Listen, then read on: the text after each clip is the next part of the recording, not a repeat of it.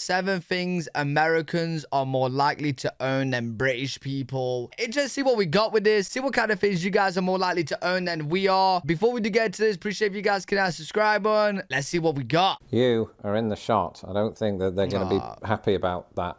We're on. Hello, I'm Lawrence, and I'm on a quest to uncover all of the memos that Britain and America lost in the pond. And one of those memos pertains to the things we own, whether that's money, a house, your soul. We all have things in our possession that make us who we are. But after living in the United States for 16 years, I've come to find that Americans are more likely to own certain things than British people are. Same is true in reverse, but that's not what this video is about. Now, if you own a free subscription to this YouTube channel, thanks. If not, do that now. Hey, here's a little bit of description. In the meantime, here are 7 things that Americans are more likely to own than British people. Before we get into this, make sure to comment down if you own any of these. I need to know. And the first thing that we're going to talk about is cars. And you might... Wait. No.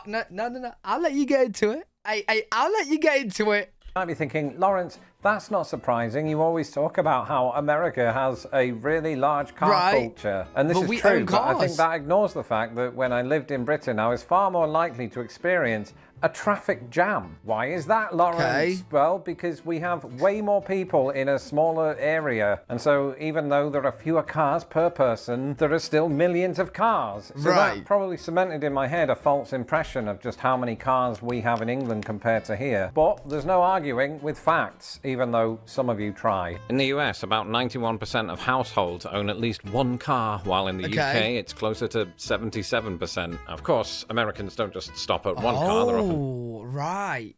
91%. I was going to say, like, okay, the stats make it a bit different, but most people in the UK do own a car. 70% though to 90%, that's a big difference. I ain't going to lie. 90%. But then again, they do say in America, if you don't have a car, you can't get around, right? Whereas like in the UK, if you don't have a car, you can still get around. Juggling 2, 3, maybe 4 vehicles per family, practically enough to start a car dealership. This partly explains why in the state of Montana, each resident averages nearly 2 cars. In Britain, if somebody owns 2 cars, they're either a millionaire or a car thief. In fact, the idea... Yo, that's actually true. I actually don't know anybody in the UK that owns 2 cars. Like, a household will own 2 cars, like one for mom and one for dad. Right? Maybe the kids got one as well. I don't know. But yo, pretty much 1 car per person, man. Parking more than 1 car outside of your average British home sounds like a logistical nightmare. So while Brits are debating whether to pay for an MOT this year, Americans are hopping into their pickup trucks, SUVs, and maybe even a spare sedan. Oh, come on! One of the more surprising entries on this list. Okay, are we just doing this? I thought we was gonna list things, bro. They're like, we don't own it all. Car and a dog, bro. We all have cars and dogs, man. Show me the stats, though. Show me the stats. Is that Americans are more likely than British people to own a dog. Firstly, I can say that anecdotally, as somebody who lived in Britain for a long time and didn't own my own dog, but did after I moved to the United States. Therefore, that's proof. It's just not very good proof. But before we look at the facts again, I have more anecdotes. Because initially, after I moved to the US, I lived with my in-laws who had 240 dogs. It was 3 dogs, but I mean, still 3 dogs feels like a lot, especially as somebody who raised a puppy last year. And yet it feels like it's not particularly uncommon in America. In Britain, as my wife said to me the other day, we seem to have a concern about leaving dogs alone when we go to work, which is fair enough, but I'm, you know, a YouTube sensation. That makes sense. And I work from home, so I don't have that problem. Lawrence, we really need to work on your relatability. That said, it is one thing to feel that Americans have more dogs than British people. Once again, okay, I see where we're going with this, right? So most people in the UK, like, a lot of people in the UK will have dogs, right? Most will just have 1 dog. Maybe you will have 2, but the majority will just have 1 dog. And here's voiceover, Lawrence, from the basement to give you the facts. Have more than 2. Statistically, around 40% of American households have at least 1 dog, which means that the other 60% have made a mistake. Compare this to the UK, where the percentage is thought to be between 30 and 36%. So why is there a disparity? Well, maybe it's because dogs require something that we as a nation of British people... I don't know, 36% is kind of close to 40%. People haven't quite figured out enthusiasm. Either way, Americans don't just live with dogs, they treat them like royalty. Doggy daycare, pop cups, Halloween costumes. And I was about to say that it all sounds a little bit much, but then I remembered Arthur has enjoyed all three of those things. Okay, now we're getting on to the things where British people don't own. Okay, so we got car and dogs out the way, sure. The stats don't lie. Here we go.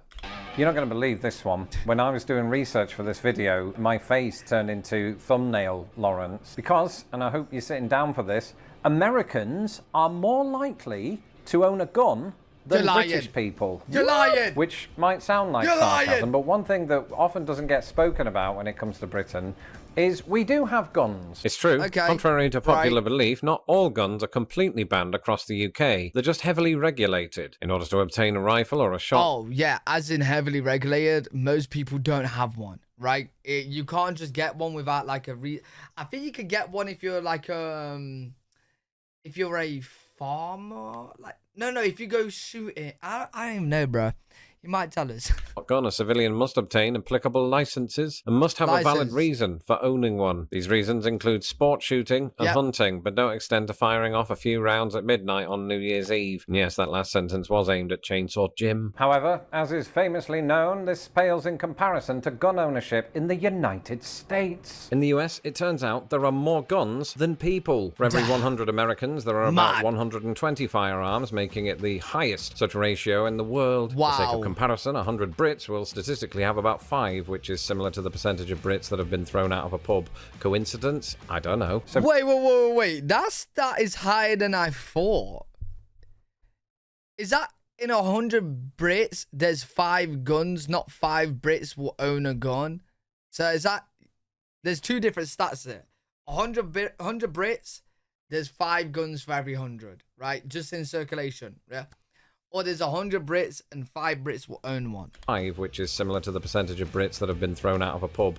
Coincidence? I don't know. So Brits often ask me, ooh, Lawrence, how many guns do you see every single day? It can't be 5 Brits. The answer to that is next to 0. Because unless you happen to be friends with hunters, members of the police force, or gangs, people aren't just wielding them on the street. They conceal them in their clothes. I don't have X-ray eyes, so I just assume that maybe they're there. There's a surprising lack of... The only times I've ever seen a gun is once or twice on police in the UK.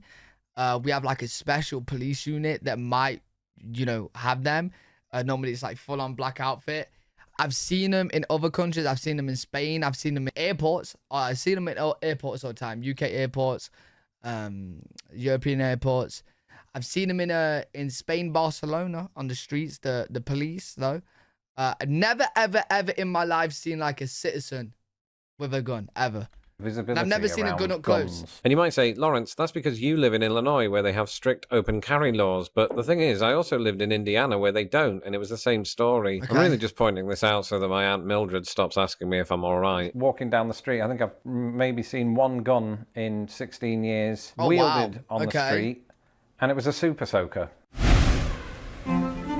Yes, a lot of American households, I would imagine, do own a Bible. Okay. And that's because I think Americans in general, if they are religious, are more likely to wear their religion on their sleeve than we are in Britain, where people, generally speaking, keep that to themselves. I think it's fair to say that Britain is a more secular culture. We've got a higher percentage of people there that I would say are non-believers or non-practicing religious people. Whereas here, while, America doesn't have churches that are 800 years old, it does have churches on about every corner trying to compete with Starbucks. Really? And so Bibles as well. So we got the older churches, but you guys have got a lot. There's crucifixes on walls and maybe a Bible verse or 2 hanging on the same wall. It's just something you see way more of here. Right. Even people I've known who... even in the movies, like, unless you're looking at the old movies in the UK where there'll be a lot of churches, a lot of religion going about, right? In the movies, like current times, you see a lot of church things happening, a lot of charity church things, a lot of, you know, preaching or whatever, just like religious things in the movies and stuff. Way more than you would in the UK movies, like current ones. Who aren't like particularly overtly religious have that stuff on their walls because it's just sort of culturally ingrained. Here's a statistic for you. In the US, nearly 88% of households own at least one Bible. And not just that, the average household owns 4, about 1 for each car. Now, okay, whoa. I'm surprised by that stat. Because I know religious people in the UK. This is just how different you guys are to us. I know religious people in the UK. But I don't know anybody that owns a Bible. I don't know anyone. 80%, 88% of households in America own a Bible. And 4? Damn, that's culturally high. Ingrained. Here's a statistic for you. In the US, nearly 88% of households own at least one Bible. And not just that, the average household owns 4, about 1 for each car. Now, I couldn't find any reliable statistics for Britain, but I did find this. Only 6% of Brits actively practice Christianity or regularly read the Bible. Okay. Whether it's a sign of devotion or... So it's probably 6% or less that owns a Bible. Damn, okay. That stat actually, yeah, 88. I thought it was going to be high in America, but I didn't think it was going to be 88% high. You know, a cultural habit. Most the Bible have is one. clearly a key player in American households, and as for Britain, let's just say the Bible's collecting dust next to that unopened copy of Pride and Prejudice. Yeah, I don't know anybody who owns one. A gym membership. Wait, hold up. Hey, isn't the stereotype of America is that America's overweight? So how are we now seeing? No, I'm kidding, bro. I already know. I already know. Hey, listen, the stat for overweightness in UK is the same as America. So the UK is technically worse then, because even though our overweight people are the same stat, you guys apparently have more gym memberships. Okay.